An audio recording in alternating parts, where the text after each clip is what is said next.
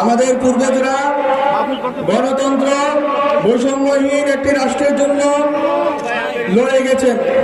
আমি তাদেরই উত্তরসূরি। ব্রিটিশ বিরোধী আন্দোলন থেকে শুরু করে ৭১-এর মহান মুক্তিযুদ্ধ থেকে শুরু করে ৯০-এর গণ অভ্যুত্থান ও ২৪-এর এই ছাত্র জনতার অভ্যুত্থান, সর্বক্ষেত্রে এই রামগঞ্জ সহ লক্ষ্মীপুর বৃহত্তর নোয়াখালী অঞ্চলের মানুষের অনেক অবদান রয়েছে।